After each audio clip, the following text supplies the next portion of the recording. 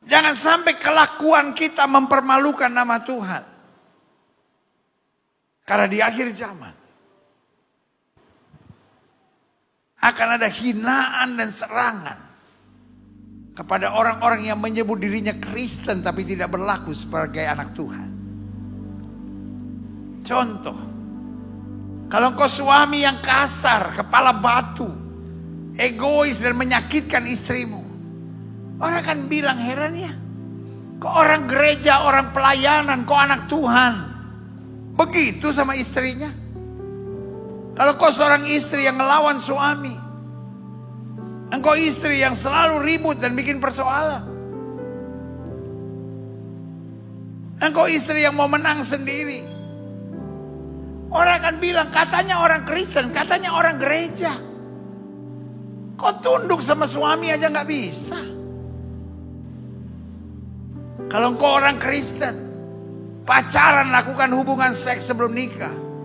Engkau orang Kristen tapi korupsi. Engkau orang Kristen tapi tidak hidup bertanggung jawab.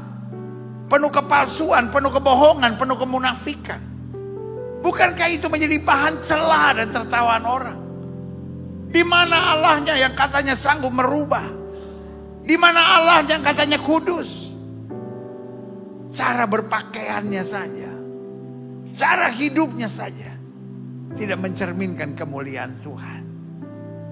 Yang setuju sama saya, taruh tangan kanan saudara di dada dan bilang, saya tidak boleh mempermalukan nama Tuhan. Sama-sama bilang, saya tidak boleh mempermalukan nama Tuhan. Ibu, bapak, adik-adik muda, semiskin apapun hidup kita, jangan permalukan nama Tuhan.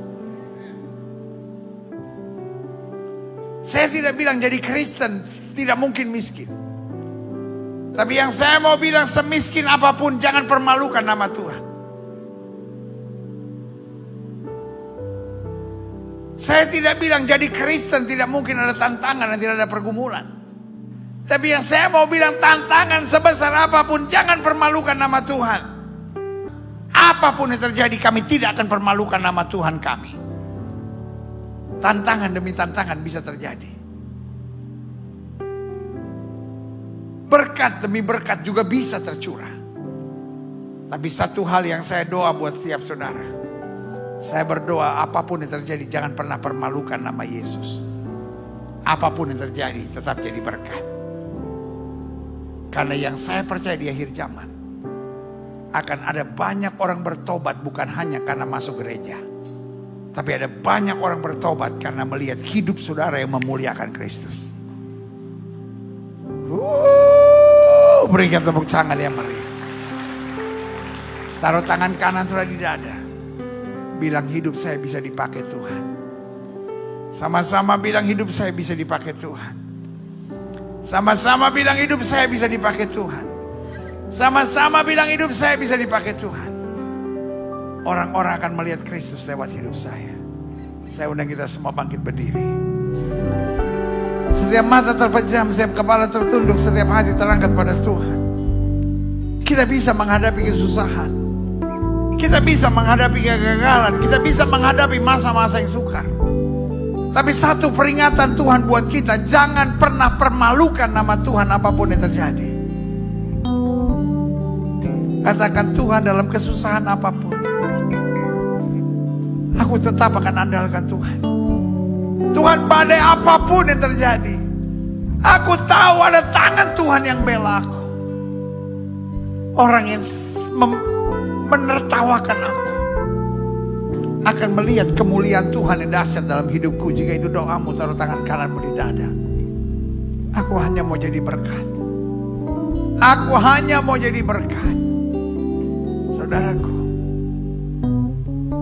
saudara siap atau tidak siap? Ini yang saya mau bilang sama saudara.